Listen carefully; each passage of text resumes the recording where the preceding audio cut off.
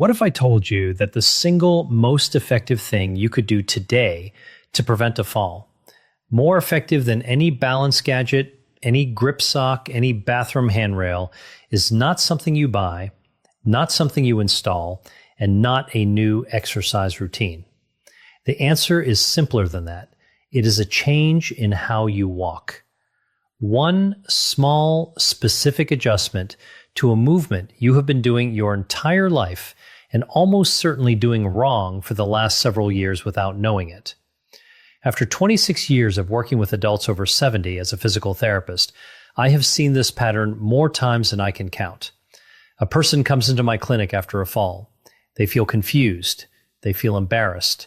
They say, "I was just walking across the kitchen. I wasn't doing anything unusual." And they are right. They weren't doing anything unusual. That is exactly the problem, because the way they walk every single day has quietly become dangerous, and nobody ever told them. Today, I am going to change that for you. I am going to show you what is most likely happening in your walk right now, why it is putting you at serious risk, and the one simple change that can begin protecting you immediately, starting with your very next step. No equipment, no gym, just one adjustment that could genuinely save your life. Before we dive in, if you haven't subscribed yet, I recommend you hit that button and turn on the bell so you never miss another health tip made just for you. If you enjoy this video, type 1 in the comments. If not, type 0 to let me know how I can make better content for you. The problem: shuffle gait. Let me describe something to you, and I want you to think honestly about whether this sounds familiar. Imagine someone walking down a hallway. Their steps are short, much shorter than they used to be. Their feet barely leave the ground with each step, sliding forward in a low, shuffling motion rather than lifting cleanly off the ground floor. Their upper body is leaning slightly forward, their gaze is tilted down toward the ground, and their arms are barely swinging at their sides. They are moving carefully, deliberately, because somewhere in the back of their mind, they are aware that the floor feels less trustworthy than it used to. This is called a shuffle gait, and it is one of the most walking patterns I see in adults over 70. It develops gradually, so gradually that most people do not notice it happening at all. What starts as a little caution after a close call becomes a habit. The steps get shorter, the feet stop lifting, the posture shifts forward, and what feels like careful, safe walking is actually one of the highest risk movement patterns your body can adopt. Here is why. When your feet shuffle close to the ground, any irregularity on that surface, a rug edge, a slight rise in the flooring, a crack in the sidewalk, becomes an instant trip hazard. There is simply not enough clearance between your foot and the floor for anything to go wrong without it going very wrong. And because your steps are short and your weight is already pitched forward, the moment your toe catches something, your body has no time and no room to recover. The fall happens before you even realize you are falling. Shuffle gait also signals something deeper. The muscles responsible for lifting your legs, your hip flexors, your glutes, your core, have weakened from underuse, and the neurological connection between your brain and your legs has slowed down. The good news is that both of these things are reversible, and it starts with one change. The one change: heel strike. The change I want you to make is this. From this moment forward, every step you take should begin with your heel. This is called a heel strike, and it is how human beings are biomechanically designed to walk. When you are young and your gait is natural and unguarded, your heel hits the ground first with each step. Your weight then rolls forward through the arch of your foot, across the ball, and pushes off through your toes to drive the next step. It is a smooth, continuous rolling motion, and it is one of the most efficient and stable movement patterns the human body produces. But here is what happens over time. As the muscles weaken and confidence in our balance quietly erodes, that heel strike disappears. The foot starts landing flat or even toe first in a pattern that is shorter, lower, and far less stable. We stop rolling through the foot, we stop pushing off, we start shuffling. And with every passing month of shuffling, the muscles that produce a proper heel strike get weaker and weaker because they are simply not being asked to work. So, what does correcting this actually look like? It is simpler than you might think. With each step, I want you to reach your heel slightly forward, just a few inches more than you normally would, and let it make contact with the ground. First, feel the weight shift forward through your foot. Let your toes push off behind you as you step. And most importantly, Bob, lift your foot. Do not slide it. Pick it up, reach it forward, land on the heel. When you do this correctly, several things happen simultaneously. Your step length naturally increases, which improves your stability and forward momentum. Your foot clears the ground properly, which eliminates the risk of catching on surface irregularities. Your posture automatically improves. The heel strike pulls your weight back and upright out of that forward-leaning shuffle position, and your hip flexors, glutes, and core are suddenly being asked to work again, which begins rebuilding the very strength that protects you from falls. One change, one adjustment, but it triggers a chain reaction throughout your entire body that begins working for you rather than against you with every single step. Now, let me show you 5 exercises that will make this new walking pattern feel natural, automatic, and strong. Exercise 1, conscious heel strike walk. Why it matters. Before anything else, you need to practice the heel strike itself, slowly, deliberately, and with full awareness.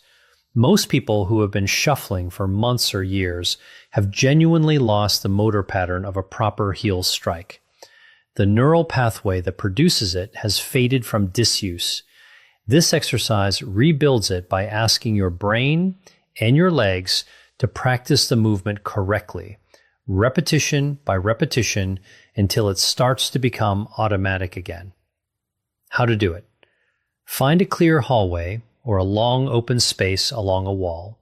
Stand at one end with one hand lightly touching the wall for safety if needed.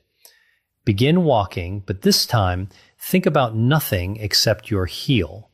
With every single step, consciously reach your heel slightly forward and let it land first. Feel the contact. Feel your weight roll through the foot. Feel your toes push off. Take 10 steps forward this way, turn carefully using small marching steps, and walk back 10 steps. That is one set. Start walking forward extremely slowly, almost like you are moving in slow motion. With every step, deliberately place your heel first, roll through the foot, and push off through the toes. Each phase of the step should be clearly felt and slightly exaggerated.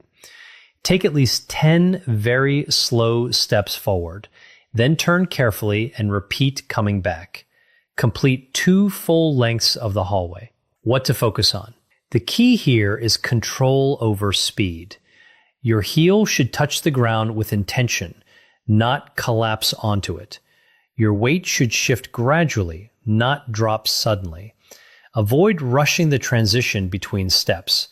If you feel yourself speeding up automatically, pause briefly and reset your posture before continuing. This exercise is not about distance or fitness. It is about re-educating your nervous system so that walking becomes a controlled sequence again rather than an automatic shuffle. Progress tip. Once this feels stable on a flat hallway, try doing the same slow motion walk while lightly turning your head left and right as you walk. This adds a balance challenge and trains your body to maintain stability even when attention is divided, which is much closer to real-life walking conditions. Exercise 5. Obstacle step over drill. Why it matters. One of the biggest dangers in shuffle gait is the inability to clear small obstacles, curb edges, uneven tiles, cables, or rugs. This exercise directly retrains foot clearance and coordination. How to do it. Place a low object on the floor, such as a rolled towel or a small cushion. Stand in front of it and practice stepping over it slowly, 1 foot at a time, making sure your heel leads the step and your foot fully clears the object before landing. Alternate legs for 10-15 repetitions. What to focus on? Lift your knee first, then extend the heel forward and place it down with control. Do not rush. The clearance is more important than speed. Progress tip. As confidence improves, slightly increase the height of the obstacle, but only within a safe and controlled range. Conclusion. If you combine these 5 exercises consistently, you are not just exercising, you are rebuilding the entire walking system. Strength, coordination, balance, and neural control. The goal is for heel strike walking to become automatic again, so you no longer have to think about it consciously. And that is the real shift, because once your walking becomes stable again, everything else, confidence, independence, and fall prevention, starts to follow naturally. Begin walking at the slowest pace you can physically manage.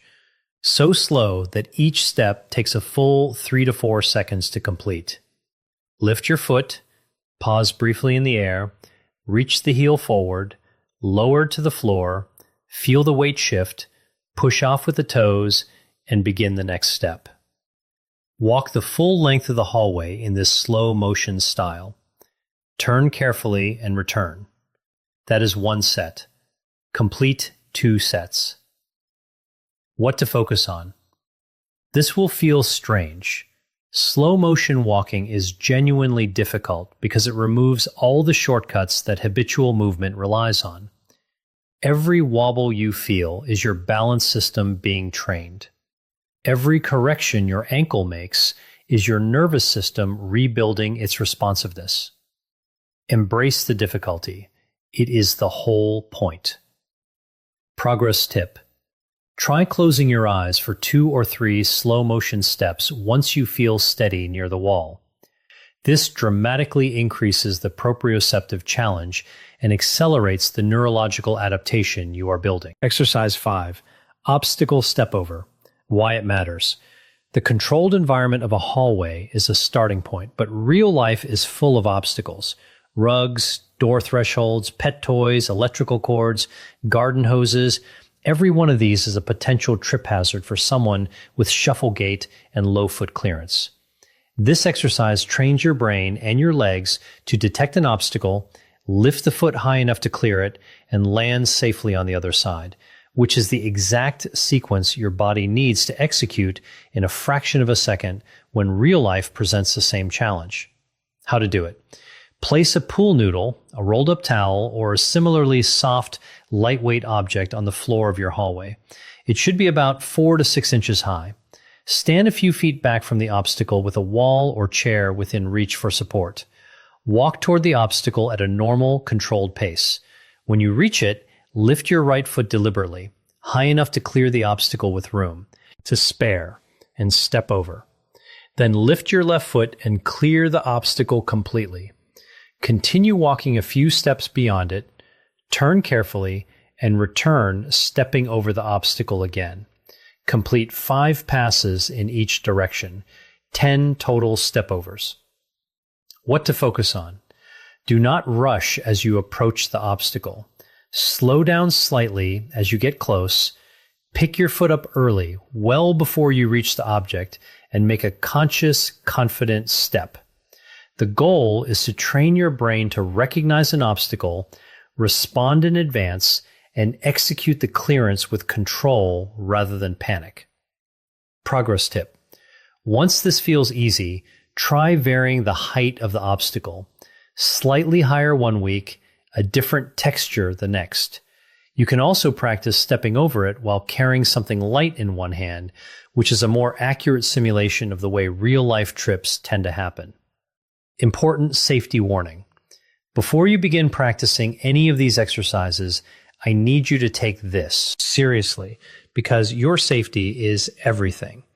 If you have recently had a hip or knee replacement, or being treated for plantar fasciitis or any heel condition, or have been told by your doctor to avoid weight-bearing exercise, Please speak with your physician or physical therapist before attempting these movements.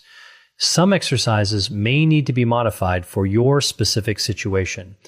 Always practice near a wall, countertop, or sturdy chair. Never rush these exercises.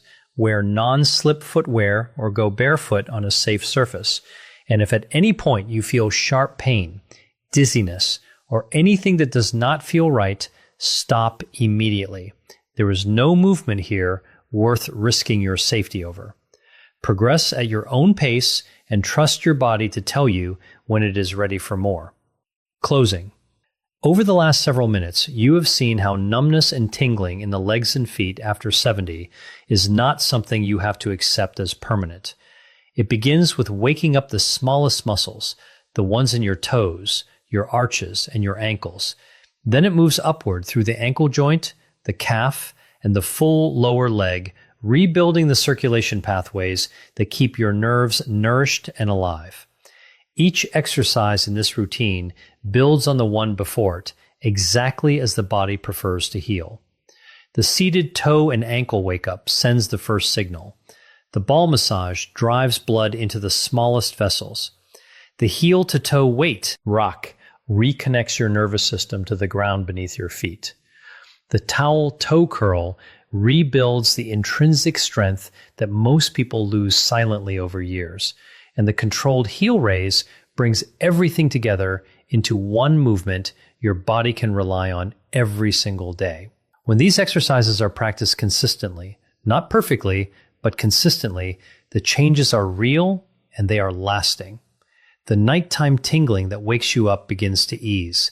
The morning numbness that makes those first steps feel uncertain resolves more quickly.